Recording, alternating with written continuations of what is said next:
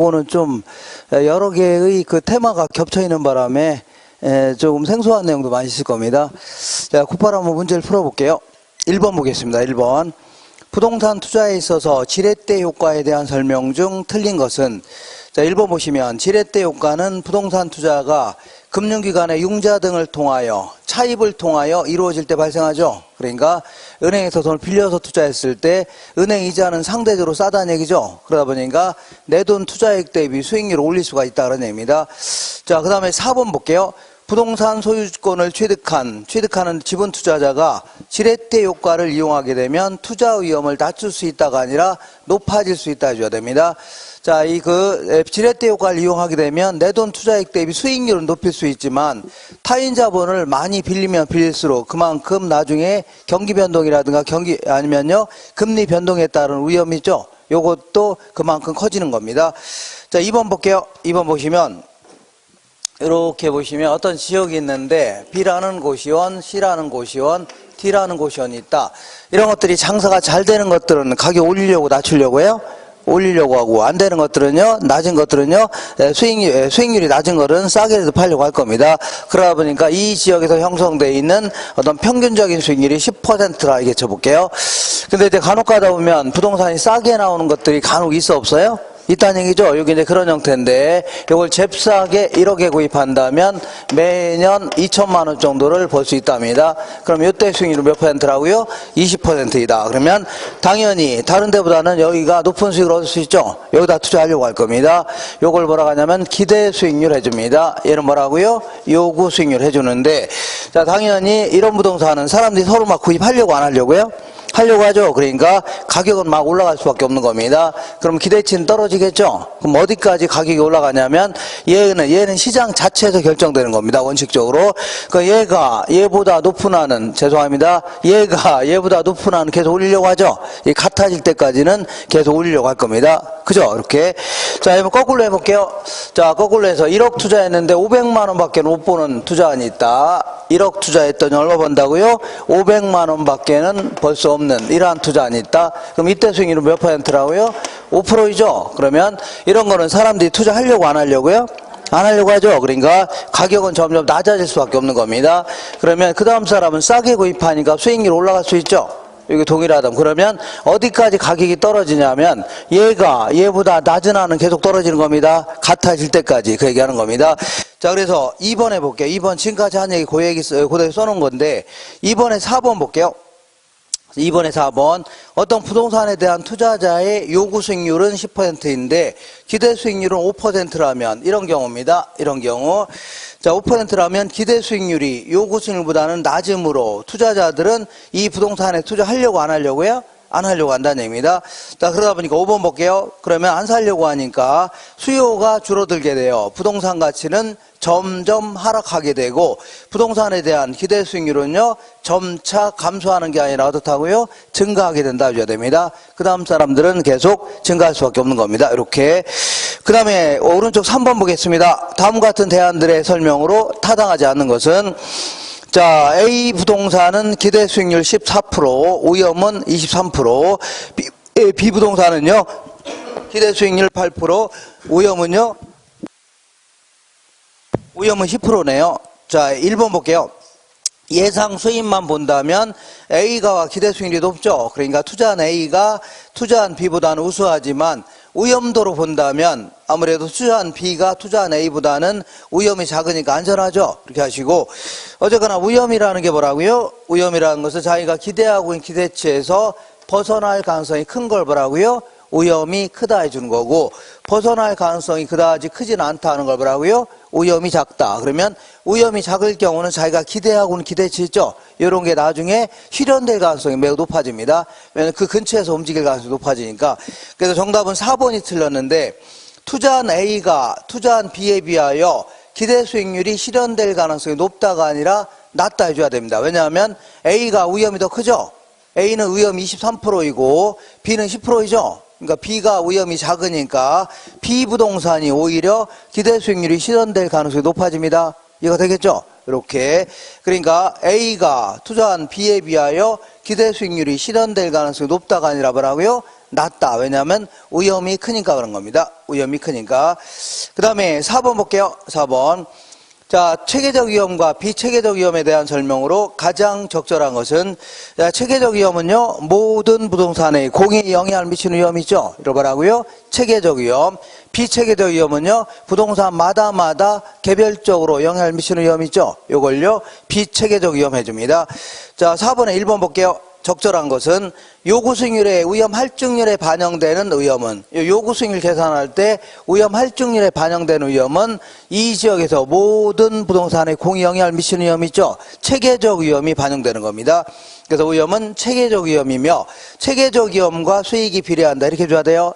우리가 보통 위험과 수익은 비례할 때 여기서 말하는 위험은요, 체계적 위험을 얘기합니다. 2번 볼게요. 자, 비체계적 위험이란 경기 변동, 인플레이션 심화, 이자율 변동 등 시장의 힘에 의하여 야기되는 위험으로 모든 부동산에 공히 영향을 주는 위험이다. 요거는 비체계적 위험이 아니라 체계적 위험을 얘기합니다. 뭐라고요? 체계적 위험.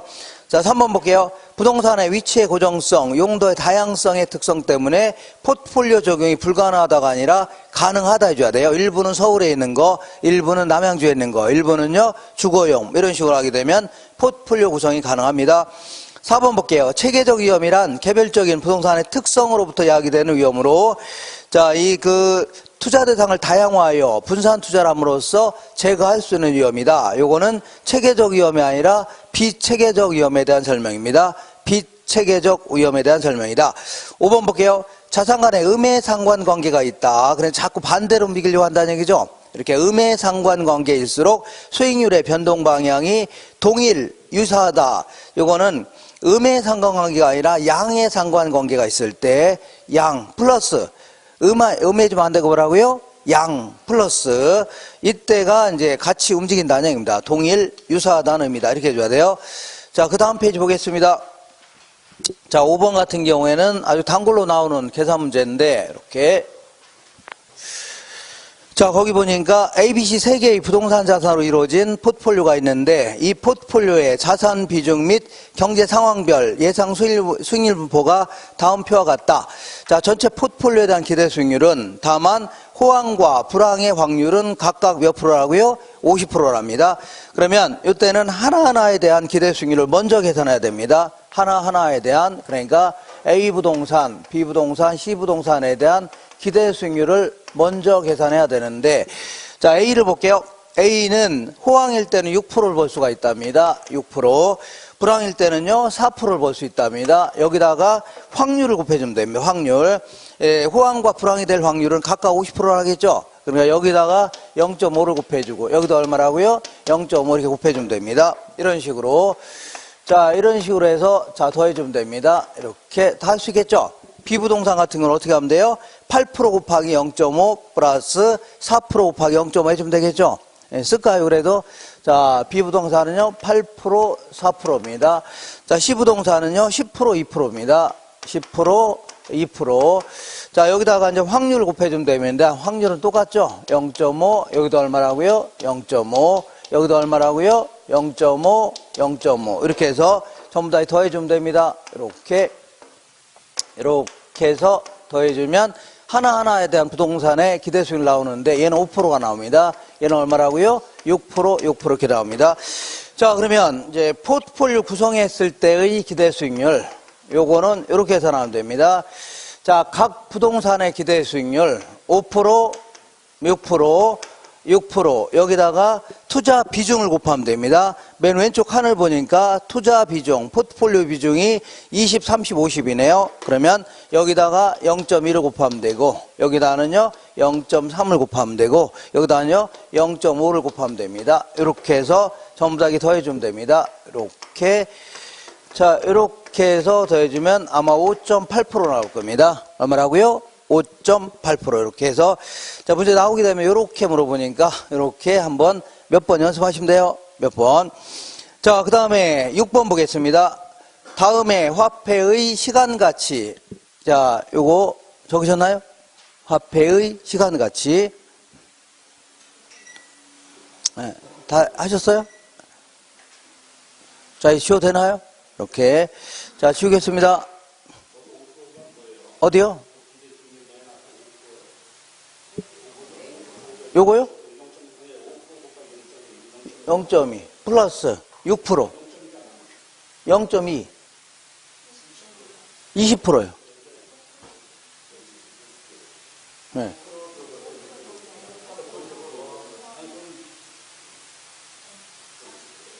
어디요? 요거는 비중, 투자 비중. 예? 문제 있네? 네. 자, 어쨌거나 이거 지우겠습니다. 어떻게 이거 풀 수 있겠어요? 그거를 하나 맞췄습니다. 작년에 이거 안 나왔기 때문에 이거 물어볼 가능성이 높아요. 자, 그 다음에 이번에는, 볼게요. 자, 다음 화폐 시간 가치를 개수로 활용하여 설명한 것 중에 틀린 것은, 자, 1번 볼게요. 일시불의 현가 개수는 일시불의 내가 개수의 역수죠. 그러니까 1번은 2분의 1 해줘. 일시불의 내가 개수가 2니까 2분의 1 해주면 되겠네요. 0.5가 되겠네요. 요거 맞는 겁니다. 2번 볼게요. 7년 후에 1억을 만들기 위하여 매년 불입해야 될 금액은, 자, 1억을 만들기 위해서 매기 불입해야 될 금액을 계산할 때는 감채기금 개수를 곱하면 되는데, 감채기금 개수는 안 나왔죠? 감채기금 개수는 연금의 내가 개수의 역수입니다. 그러니까 10분의 1 해주면 되겠네요. 연금의 내가 개수가 10이죠? 그러니까 이렇게 해주면 2천만 원 됩니다. 매년 불입할 금액은 이제 1,000만 원이 아니라 뭐라고요? 아니요. 10분의 1이니까 1,000만 원 맞네요. 1,000만 원. 자, 3번 볼게요. 3번은 저당상수는 연금의 현가계수의 역수이죠. 그러니까 연금의 현가계수 5니까 5분의 1이 되겠네요. 0.2입니다. 이거 맞네요. 그럼 4번 볼게요. 4번. 1억을 대출받고 매년 균등하게 원리금을 상환해야 될 금액. 그러니까 1억을 대출받았을 때 매기 갚을 원리금 균등 상환액을 계산할 때는 저당상수 곱하면 되는데, 저당상수는 뭐의 역수라고요? 연금의 현가계수의 역수입니다. 그러니까 5분의 1 해주면 되겠네요. 그러면 2천만 원 됩니다. 얼마라고요? 2천만 원. 요게 틀렸네요. 자, 그 다음에 5번 해볼게요. 감채기금 개수는 뭐의 역수예요? 연금의 내가계수의 역수입니다. 그러니까 10분의 1 해주면 되겠네요. 10분의 1이면 0.1이 되겠네요. 이렇게 맞습니다. 이렇게. 자, 그래서 4번이 틀린 겁니다. 이거 문제 아주 좋네요. 요거 한 문제로 다 해결됩니다. 웬만한 건 다 해결됩니다. 요거 자, 이렇게 풀어보세요. 자, 그 다음에 7번 보겠습니다. 주택 마련을 위하여 5년 만기로 1억을 만들려고 한다. 매년 불입해야 될 금액은, 그럼 여기다가 1억에다가 매년 불입할 금액은 감채기금 개수를 곱하면 됩니다. 근데 문제는 감채기금 개수가 그 위에 안 나와 있죠? 근데 감채기금 개수는 뭐의 역수냐면 연금의 내가 개수의 역수입니다. 그러니까 연금의 내가 개수는 연금의 내가 개수분의 1이니까 연금의 내가 개수는 얼마예요? 6.11로 주어져 있죠? 6.11 이렇게 해서 집어넣으시면 되겠네요. 그러면 뭐가 나올 겁니다. 자, 16366-612 16366-612 이렇게 16366-612 이렇게 1번이 정답입니다. 그죠? 이렇게.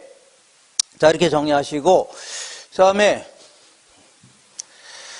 자, 이 기대 현금 수지를 측정할 때는 가유순 전후다. 이런 식으로, 가유순 뭐라고요? 전후 딱 적어 놓은 다음에, 자, 여기서부터 이제 경비 빼고, 그 다음 뭐라고요? 빚 갚고, 세금 내고 해주면 됩니다. 자, 먼저 가능조소득에서 공실 및 불량부채는 빼주고, 그 다음에 공실 및 불량부채 빼주고, 그 다음에 기타 소득은 더해주죠. 이렇게 한 거를요, 불량부채는 빼주고, 그 다음 이렇게 한 걸 뭐라고요? 유효조소득이다. 여기서 각종 영업 경비를 빼낸 거를요, 순영업소득 해줍니다. 여기서 매기 갚을 원금이자 있죠? 이걸요, 부채 서비스액 해줄게요. 이걸 뺀 걸요, 세전 현금 수지. 여기서 영업 소득세 뺀 걸 뭐라고요? 세후 현금 수지 해주면 됩니다. 그래서 8번 볼게요. 자, 수익성 부동산의 장래 현금 흐름에 관한 설명으로 틀린 것은 2번 볼게요. 유효조소득은 가능조소득의 공실 및 불량부채에 대한 손실과 기타 수입을 반영하였다는 얘기죠. 많은 겁니다. 그 다음 5번 볼게요. 영업경비에는, 이 영업경비에는 재산세 같은 걸 포함시켜야 됩니다. 그렇지만 영업소득세는 여기서 빼내는 겁니다. 그러니까 영업경비에는 임대소득에 대한 소득세가 포함돼야 된다. 틀렸습니다. 포함하면 안 됩니다. 포함 안 된다. 자, 9번 볼게요. 9번.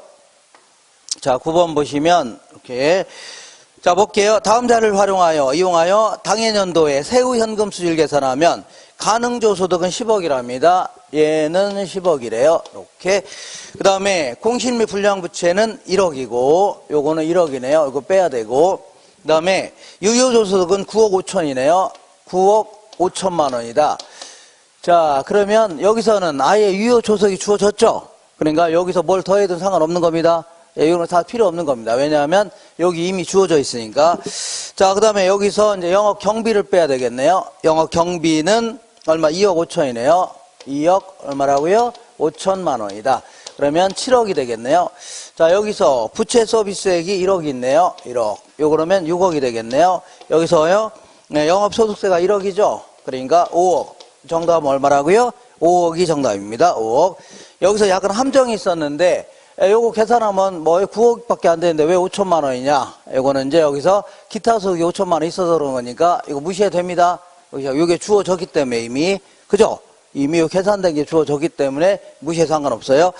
자, 그 다음 페이지 보겠습니다. 다음 페이지에. 자, 우리 이제 할인, 어디 갔어요? 할인 현금 수지분석법은 항상 요 가장 중요한 게 요 세 가지입니다. 자, 맨 먼저 순 현가법이다. 요거는요, 수익성 지수법이다. 얘는요, 내부 수익률법 해주는데, 얘는 내부 수익률하고 뭘 비교한다고요? 요구 수익률을 비교해서 내부 수익률 클 때 있죠? 이때 투자하겠다 그런 얘기고, 순현가법은 이렇게 1억을 투자하면 1년 후에 처분했을 때 1억 2천만 원 정도 들어온 투자안이 있다. 그럼 이거는 현금 유출액, 얘를 뭐라 할까요? 현금 유입액이라 하는데 이걸 나간 돈과 들어온 돈을 단순히 비교하는 건 의미 없다는 얘기죠. 그러니까 앞으로 들어올 돈을 다른 데 투자했더라면 충분히 얻을 수 있는 수익률인 요구 수익률로 할인해 보는 겁니다. 예를 들어 10%를 할인했을 때 이 금액이 뭐가 나와야 안 나와요? 나오죠. 이거 얼마 나오냐면 1억 909만 원 나옵니다. 1억 909만 원. 그래서 여기서 요거 뺀 걸 뭐라고요? 순환가. 이것분의 이거 한 걸요. 수익성 지수에서 순환가는 0보다 크거나 같을 때, 수익성 지수는요 1보다 크거나 같을 때. 자, 10번 볼게요. 부동산 투자 분석에 대한 설명 중 틀린 것은 2번 볼게요. 순현가는 장래 발생할 수입의 현가총액에서, 장래 발생할 수익의 현가총액에서, 그 다음에 비용의 현가총액을, 그러니까 나간 돈을 얘기합니다. 차감한 금액이다. 맞습니다. 3번 볼게요. 자, 요구 수익률이 내부 수익률보다 크면 타당성이 있다. 틀렸네요. 요구 수익률하고 내부 수익률을 바꿔놓으세요. 내부 수익률이 뭐보다 클 때요? 요구 수익률보다는 클 때 타당성이 있다. 이렇게 해줘야 됩니다. 그 다음에 5번 볼게요. 수익성 지수가 1보다 크면 타당성이 있다. 이거 맞는 겁니다. 1보다 크면은 타당성이 있다. 그 다음에 11번 볼게요. 요 계산 문제 아주 자주 물어보니까 요거를 할 줄 아셔야 됩니다. 자, 할 줄 아는데 실전에서는 맨 나중에 풀이하셔야 됩니다. 이렇게. 자, 어떤 투자안에 현재 투자 금액이 2,000원이고 얘가 얼마라고요? 2,000원이랍니다. 2,000원이고 그 다음에 1년 후에 현금 유입액이 3,000원이랍니다. 3,000원이다. 그러면 이때 순현가와 내부 수익률을 각각 얼마인가? 요구 수익률은 20%랍니다. 몇 프로라고요? 20%. 맞죠? 자, 그러면 이때는 자, 2,000원 투자했더니 1년에 3,000원 들어온다는 얘기죠? 그럼 2,000원 투자해서 1,000원 벌 수 있는 거 아닙니까? 그러니까 2,000분의 1,000원. 이게 내부 수익률입니다. 곧바로 2,000원 투자해서 1,000원을 벌 수 있으니까 50%. 이게 바로 내부 수익률입니다. 뭐라고요? 내부 수익률. 그리고 이때는 요 20% 할인할 때 있죠? 할인할 때는 만약에 자, 이렇게 계산하면 됩니다. 3,000원 나누기. 무조건 이렇게 계산합니다. 20% 현가계수인데 20%면 무조건 1.2로 나누면 됩니다. 만 30%이다 그럼 뭐라고요? 1.3. 10% 하면 얼마라고요? 1.1 이렇게 나누면 돼요. 이게 20% 현가계수를 구하는 공식을 집어넣은 겁니다.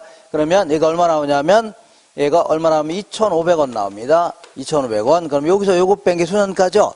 500원이 순현가입니다. 그래서 정답은 1번이에요. 순현가는 500원. 내부 수익률 얼마라고요? 50% 이렇게 그죠? 오케이. 자, 그 다음에 12번 보겠습니다. 12번. 나중에, 자, 계속 몇 번이고 할 거니까, 지금 뭐, 갑자기, 이거 안 하던 거 하려니까 힘들 겁니다. 12번 볼게요. 재무비율과 승수에 대한 설명 중 옳은 것은, 자, 1번 볼게요. 종합자본 환원율의 역수는 순소득 승수이다. 이거 맞는 겁니다. 맞고, 2번 볼게요.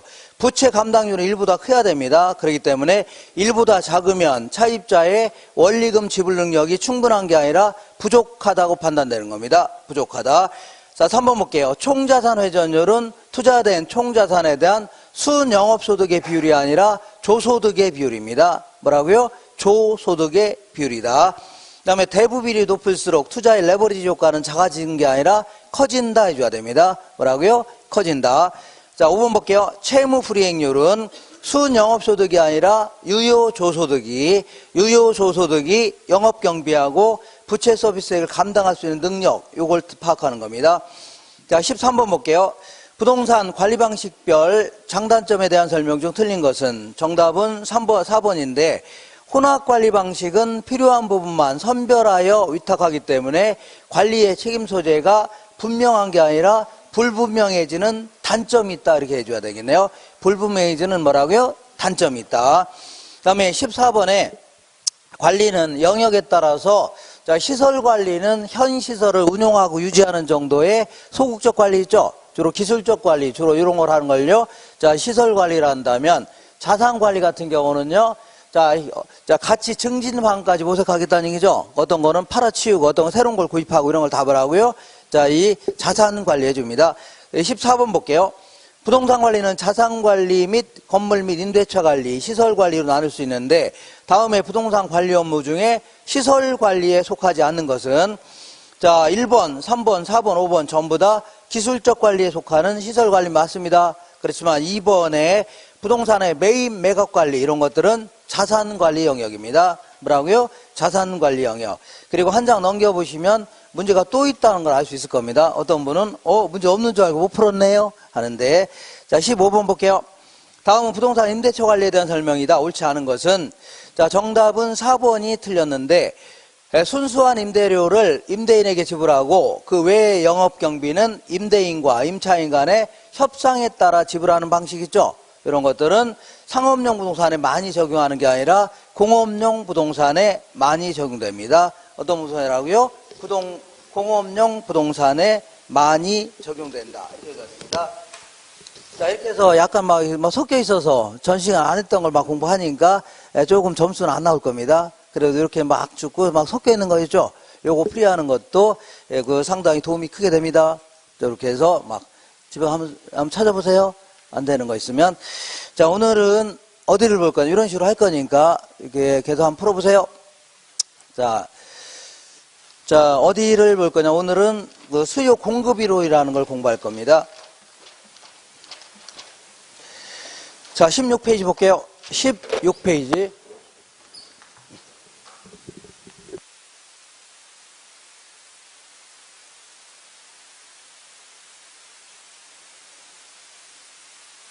그러니까 부동산 경제론 중에 가장 중요한 범위를 차지하고 있는 게 부동산 수요 공급 이론인데 얘는 뭐 늘상 하지만 자, 여기는 가격이다 해서 플라이스 해줍니다.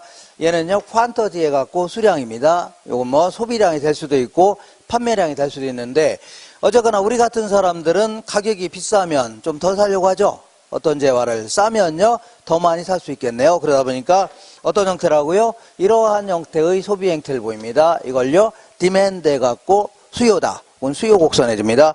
그 다음에 공급자 입장에서는 어떤 재화의 가격이 막 좋아졌다는 얘기죠. 그럼 이런 거 더 많이 만들어 팔려고 하겠네요.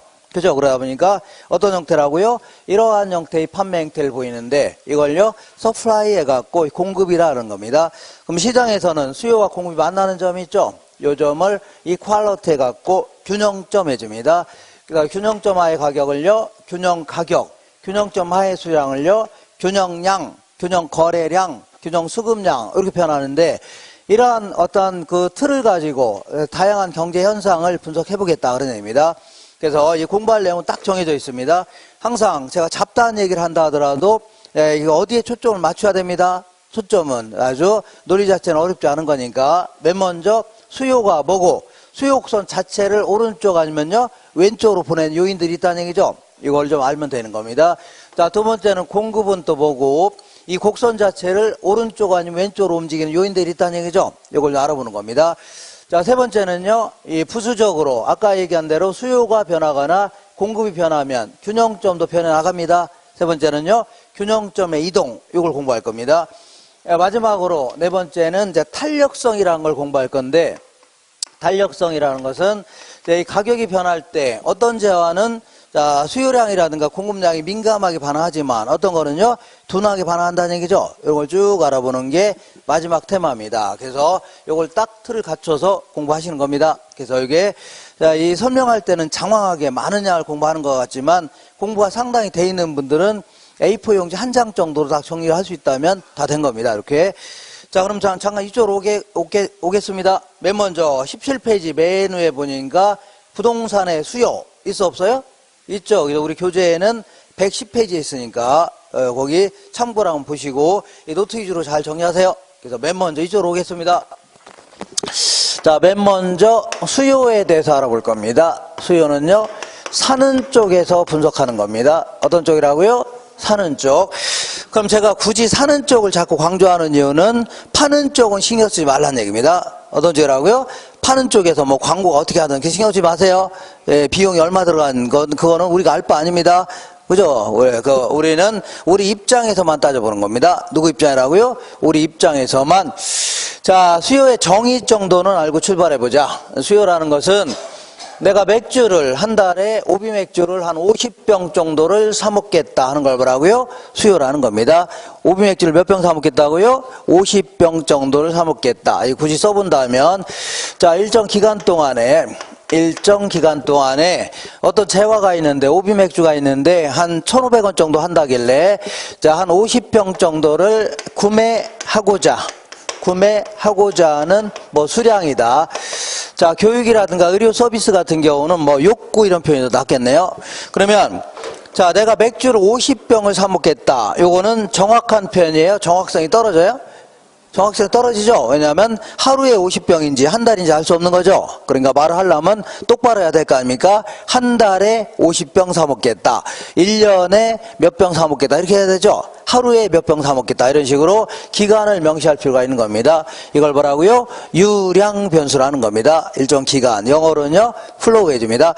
그 다음에 이 구매하고자 하는 수량이다 했기 때문에 이미 구입한 수량을 얘기하는 게 아닙니다. 아셨죠? 요거는 판매자하고는 상관없이 나중에 판매자하고 가격과 수량이 절충돼서 마지막으로 구입한 수량을 얘기하는 게 아닙니다. 요거는 순전히 누구 입장이라고요?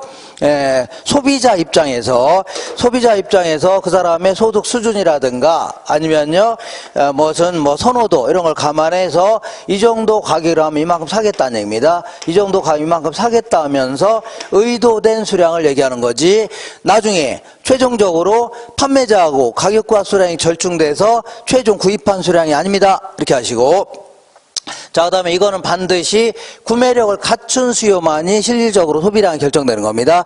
돈도 하나도 없으면서 지나가는 BMW 사겠다 한다 살 수는 없는 거죠. 항상 돈을 가지고 있으면서 그 부동산이라든가 재화를 사겠다 이렇게 나와야 되는 거죠. 이렇게. 그러니까 수요라는 것은 일정 기간 동안에 사려는 의사도 있어야 돼요. 그리고 살 수 있는 능력도 있을 때 그때 소비량이 결정되는 겁니다. 이렇게 하시고 이걸 조금 자세히 알아볼게요. 요 얘기를 자, 경제 현상을 분석하기 위한 각종 변수들은 일정 기간을 명시해야만 분명해지는 이런 경계 변수가 있다는 얘기죠. 이걸 뭐라고요? 유량 변수다 해줍니다. 영어로는요, 일정 흐름, 기간을 나타내는요, 플로우 해줍니다. 그 다음에 어떤 변수들은요, 특정 시점을 딱 명시해야만 분명해진다는 얘기죠. 이걸 뭐라고요? 저량 변수다. 영어로는요, 이 스탁 해줍니다. 스탁. 자, 거기서, 자, 볼게요. 거기, 자, 17페이지 딱 중간에 유량과 뭐가 있어요? 저량이 있는데 항상 똑같은 예로 우리 남편 급여가 1,000만 원이다 하고 동네 사람한테 자랑했는데 알고 봤더니 동네 사람이 부러워했다는 얘기죠. 알고 봤더니 부러울 게 있어 없어요? 하나도 없었다. 이거는 월급이 아니라 뭐 했다는 얘기예요? 연봉이었다는 얘기죠. 그러니까 말을 하려면 똑바로 해야 될 거 아닙니까? 우리 남편 연봉이 1,000만 원입니다. 이렇게 해야 될 거 아닙니까? 이런 식으로 기간을 명시할 필요가 있다는 얘기입니다. 그 다음에 오른쪽에 자, 이 남양주 지역의 인구가 68만 3,325명이다. 이런 표현은 잘못된 표현입니다. 왜냐하면 인구는 계속 변해야 안 변해요? 어제도 이사 온 사람이 있고 내일 또 이사 간 사람이 있죠. 그러니까 항상 특정 시절 명시해서 오늘 현재 몇 명이다. 작년 말 기준으로 몇 명이다. 이렇게 해줘야 됩니다. 이걸요 저량 변수라는 겁니다. 저량 변수. 그래서 이거 가끔 잘 물어보니까 정리해 두셔야 돼요. 그러니까 유량 변수 예를 볼게요. 그 밑에 박스. 자, 거기 수요와 공급이다 해서 한 달에 50병 사 먹겠다. 아니면요 한 달에 50만 병을 공급하겠다. 1년 동안의 소비량, 6개월 동안의 투자액, 연금이, 월급이면 월급, 연봉이면 연봉, 이런 식으로 급여라든가, 임대료도 한 달간의 임대료, 그 다음 국내 총생산을 보통 이제, 글로스, 디메스틱 프로덕트 해주는데, 보통 1년을 기준으로 해갖고, 1년 동안에 대한민국에서 생산한 생산물 있죠? 요거의 시장 가치를요, 국내 총생산해줍니다. 그 다음에 작년 1년 동안에 남양주 지역에서 아파트 새로 지어서 판매하려고 했던 게 5만 채다. 이런 식으로 해줘야 되죠. 신규 주택 공급량. 답하라고요? 유량 변수입니다. 그 다음에 저량 변수는 특정 시절 명시해줘야 되는데 보통 기업들은 자 재무 상태표라는 걸 작성합니다. 파이낸셜 포지션. 그래서 보통 이제 12월 31일자를 기준으로 해서 반을 뚝 자른 다음에 왼쪽에다가는 그 회사가 갖고 있는 재산 있죠. 쭉 적는 겁니다. 현금 얼마 갖고 있고 부동산 얼마짜리 갖고 있고 상품 얼마짜리 갖고 있고 이걸 전부 다 적은 걸요 자산이다 해줍니다. 그리고 오른쪽은요 반을 뚝 잘라서 여기다가는 그 회사가 지고 있는 빚 있죠. 이 빚을 뭐라고요?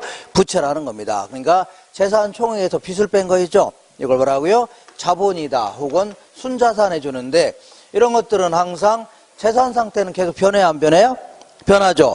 은행 돈도 은행에서 빌린 돈도 갚을 수도 있는 거죠. 계속 변해 나가니까 항상 특정 시점을 명시해 줘야 됩니다. 자산, 부채, 자본, 순자산 이런 거 다 나오면 다 뭐라고요? 이거 나오면 저량 변수 기억하세요.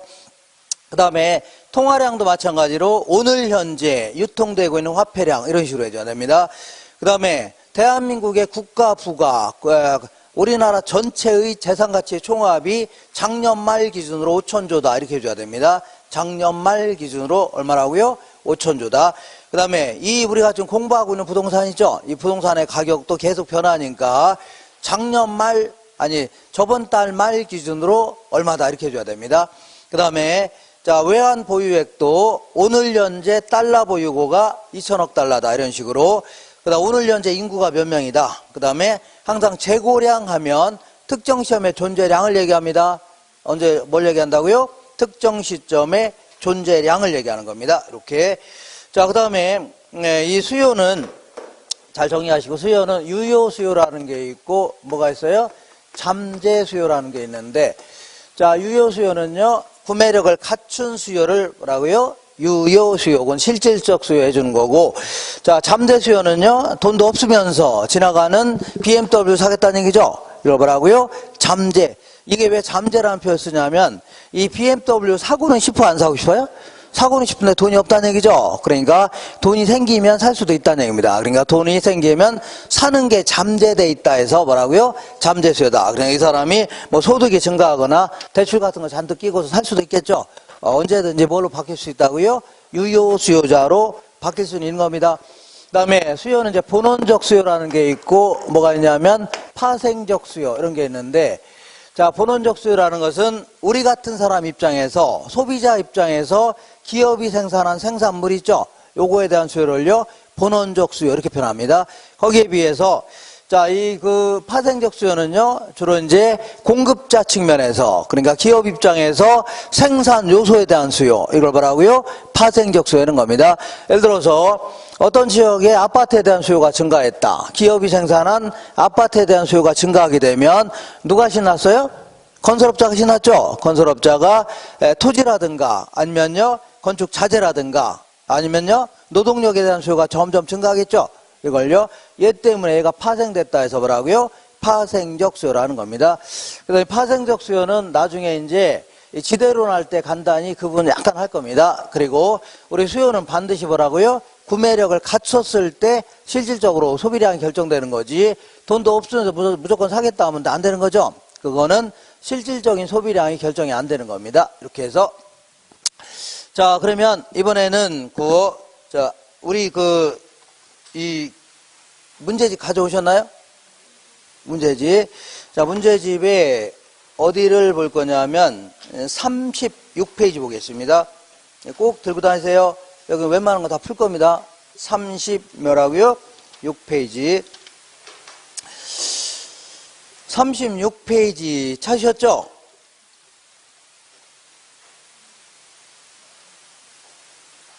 (30하고도) 몇 페이지라고요? 6페이지. 1번에 응용 예상 문제 1번. 일정 기간이 명시되어야 측정이 가능한 변수인 유량 개념과 일정 시점에서 측정이 가능한 절ям 개념 중에 절량 개념에 해당되는 것은 모두 몇 개인가? 자, 일단은 기억번에 순영업소득은 한 달간인지 1년간인지 분명히 해줘야 되죠. 그런 거는 유량 변수고, 니은번에 주택 거래량도 1년 동안의 거래량, 이런 식으로 해줘야 됩니다. 이것도요, 유량 변수고.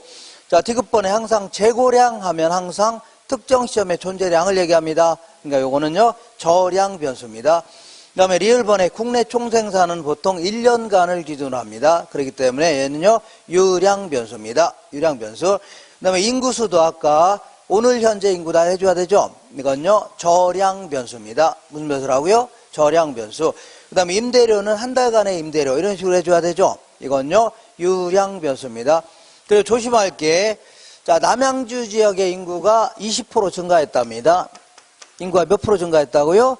20% 증가한 게 10년 동안의 증가분인지 1년 동안의 증가인지 알 수 있어 없어요? 없죠. 그러니까 기간을 명시해줘야 돼요. 자, 작년에 비해서 올 1년 동안에 20% 증가했다, 이렇게 해줘야 돼요. 그러니까 인구 변동분, 요거는 뭐라고요? 유량 변수입니다. 할 수 있나요? 유량 변수. 이렇게. 그 다음에 신규주택 공급량도 뭐라고요? 유량 변수입니다. 그래서 저량 변수에 해당되는 것은 디귿번, 미음번, 이렇게 해서 두 놈을 답해야 됩니다. 2번이 정답이에요. 2번이 정답입니다. 자, 이렇게 해서 수요의 정의를 알아봤고, 잠깐만 쉬었다가 계속해서 수요 함수 나갈 겁니다. 이렇게.